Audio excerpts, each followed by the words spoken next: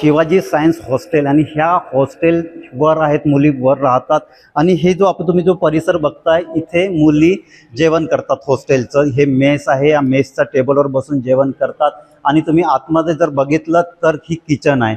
आता जरी तुम्हाला साफसुथरी एकदम चकाचक दिसतंय, पण या मेसमध्ये ज्या मुली जेवण करतात त्यामध्ये त्या अन्नामध्ये जवळपास 5-6 महिन्यापासून किडे निघाले होते.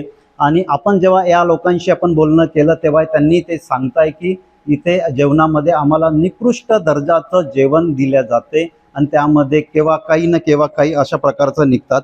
आणि आपण या संदर्भात आपण जे मेस चालवणारे आहेत संतोष भैया, जे पंडित कॅटरर्सवाले आहेत, त्यांच्याबरोबरही बोललो आपण. ते म्हणतात की जर मी 2 रुपयात चहा देतो तर मी अशाच प्रकारचं दिन, जर मी 20 रुपयाचं जेवण देतो, 30 रुपयाचं जेवण देतो, तर मला अशाच प्रकारचं जेवण द्यावं लागेल. आणि आपल्याबरोबर काही मुली आहेत, आपण त्या मुलींबरोबर बोलूया. बेटा इकडे या, तुम्ही अशी या बाजूला या.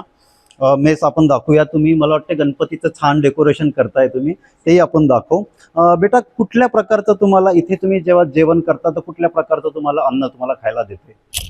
आम्हाला 2 भाज्या असते, सकाळी वरण असते आणि सलाद असते आणि पोळी असते. आम्हाला बाकी काहीच प्रॉब्लेम नाही. आम्हाला फक्त जे काही जेवणामध्ये सोंडे आणि अळ्या निघतात त्याच्याशी प्रॉब्लेम आहे. जसं काल रात्रीच बघा, काही मुलींच्या ताटामध्ये 4-4, 3-3 सोंडे निघाले आहेत. काल रात्रीचीच गोष्ट आहे. किती मुलींच्या ताटामध्ये? जवळपास 4-5 सोंडे निघाले. आणि त्या दिवशी सुद्धा जेवणात कातिंग निघाले. पुन्हा अळ्या निघत आहे, वारंवार रोजचं झालंय. म्हणून त्या बाबतीत असं होतं की आमची मेस चेंज करून द्यावी. मी पाहिलं की मी जेव्हा तुमच्या ज्या वार्डन्स आहेत त्यांना विचारणा केली तर हा जो प्रकार आहे हा किती दिवसापासून, किती महिन्यापासून येतोय? किमान 2 वर्ष होते की आम्ही कंप्लेंट टाकत आहोत या गोष्टीसाठी, पण वॉर्निंग देऊ, हे करू, तसंच करता करता 2 वर्ष झाली. आता हे कंटिन्युअसली 2-3 महिन्यापासून कंटिन्यू सुरू आहे की 3 टाइमला निघतच आहे. की कधी सकाळी मॉर्निंगला स्पायडर निघत आहे, तर कधी संध्याकाळच्या जेवणाला अळी निघते आहे. हे कंटिन्युअसली सुरूच आहे 2-2 दिवस हे होऊन. म्हणजे हे रोजच आहे असं म्हणता येईल तुम्हाला. बेटा आपण एक आणखी विचारतोय की या लोकांचं, हे जे मेसवाले आहेत त्यांचं बिहेवियर कसं आहे? ते खूप ऑरोगेंट बोलतात आणि आम्ही काही त्यांना सांगितलं की हे म्हणजे हे वगैरे निघले किडे वगैरे, ते असं करून म्हणतात की जीरा आहे वगैरे म्हणतात आम्हाला. खूपदा असं झालंय, ते मान्यच नाही करून घेत. इतकुसं पण केस वगैरे निघाला ते म्हणतात तुमचे केस आहे असे वगैरे म्हणतात आणि तुम्ही आणून टाकलं असं वगैरे पण म्हणतात. खूप वेळा असं झालंय की ते खूप रूड बोलतात. म्हणजे खूप मुलींना बॉडी शेमिंग पण केली आहे आणि खूप काही झालंय आतापर्यंत. अगदी 2 वर्षापासून सुरू आहे सगळा प्रकार आणि तुम्ही आवाज जर उठवला नाही का? तुम्ही या गोष्टी तुमच्या वार्डनला किंवा प्रिन्सिपलला सांगितलं नाहीत का? सांगितलंय, याच्याबद्दल आमच्या मीटिंग्स पण झाल्या आहे. पण मीटिंग्समध्ये असं डिसाईड झालं की याच्यानंतर काही निघेल तर ऍक्शन घेऊ. तर आता तुम्ही बघू शकता. हे 2 वर्षापासून कंटिन्यूस चालू आहे. तुम्ही जेवणात किडे खाताय, तुम्ही स्पायडर खाताय, केस निघताय, त्यामध्ये त्याचं बोलणं एकदम उद्धट आहे, असं सगळं तुम्ही सांभाळता आणि तरी ते लोक याच्यावर ऍक्शन घेत नाही. याला कोण जबाबदार मग? तर माहिती नाही, आता बघूया. मला तरी एक मेसचं वाटत आहे, पण मला वाटते की जेवढे आम्ही आतापर्यंत ठेवले होते मुद्दे किंवा आम्हाला जेवण नाही चांगलं भेटत आहे, तो ऍक्शन आत्ता घ्यायचा तो खूप आधीच घेतला जायला पाहिजे होता, असं माझं म्हणणं आहे. काय सांगणार आहे? तेच की जे त्यांचे वर्कर्स आहे त्यांचं ते वगैरे त्यांचं बिहेवियर छान आहे, बट जे ओनर आहे ना ते खूप असे हा, जे ओनर आहे मेसचे त्यांचं जे बिहेवियर आहे ते मुलींसोबत चांगलं नाहीये. एकूणच आपण पाहिलं तर यांना मागील 2 वर्षापासून हा सगळा त्रास होतोय, पण तरीही यावरती कुठल्याही प्रकारचं ऍक्शन होताना दिसत नाही. आणि ही 2 वर्षापासून सुरू आहे. रोजच्या रोज काही ना काही त्या जेवणामध्ये, त्या अन्नामध्ये किडे निघताय, स्पायडर निघताय, पण तरी हे सगळे लोक बोलतात नाही. भैया कहाँ है संतोष भैया? अच्छा, अपन बोलूया संतोष भैया. संतोष भैया, बहुत तकलीफ है ना बच्चों को, उसके बावजूद भी कोई ये नहीं है. आप बोलते हो कि 2 रुपए की चाय. हाँ, तो कितने रुपए की चाय है? 2 रुपए की तो है. हाँ, तो 2 रुपए की चाय, तो आप उसको पानी पिलाओगे क्या चाय में? तो 2 रुपए की चाय क्या मिलती है? खाने में रोज कीड़े निकल रहे. कल 5 लड़कियों के खाने में कीड़े निकले बोल रहे, सोंडे निकले बोलते. प्रूफ दिखाइए मेरे को. दिया ना उन्होंने प्रूफ. उनके जो वीडियो निकालते, फोटोज निकालते. पुराना वीडियो है. अभी का आप दिखाइए मुझे, ताजा फ्रेश दिखाइए. कोई भी चीज में एकदम पुराना दिखाइए. किसी कहने पे थोड़ी होगा. आप उसको खाइए, आप समझिए तब ना बताऊंगे आपके साथ। लड़कियां झूठ बोल रही है। हाँ, गर्ल्स प्री प्लानिंग है उनकी। क्यों क्यों कैसे प्लानिंग हो सकती उनको है? रेट रेट बढ़ाने के चक्कर में, रेट जो उनको बोला गया कि बढ़ाइए, तो रेट बढ़ाने के चक्कर में वो 1 महीने से प्लानिंग कर रही है, रोज की नाटक कर रही है ऐसे, रेट बढ़ाने के चक्कर में, रेट में बढ़ाने के चक्कर में। रेट बढ़ाया नहीं जाए, बढ़ाया नहीं जाए। जितने दिन रहूंगी 30 रुपए दूंगी, 2 रुपए चाय पीऊंगी, 10 रुपए यही दूंगी, इसके ऊपर एक भी एक्स्ट्रा पैसे नहीं दूंगी मैं इसका रेंट भी 10,000 भरूं, इनको भी दिखाऊं, और सुबह शाम दोनों टाइम अनलिमिटेड खाना भी खिलाऊं, तो कहाँ से होगा? कितने लड़कियां खाती हैं यहाँ पे खाना? 30 लड़कियां, 20 लड़कियां, 50 लड़कियां, 60 लड़कियां, जब जैसे रही आएंगी। उनकी इच्छा हुई तुरंत आगे तो दे देंगी, नहीं आया तो नहीं है। और पेमेंट भी समय पे नहीं, 3 महीने, 4 महीने, 2 महीने, 6 महीने, तो कहाँ से अपन प्रोवाइड करेंगे, कहाँ से सर्वाइव करेंगे, कहाँ से स्टाफ लाएंगे?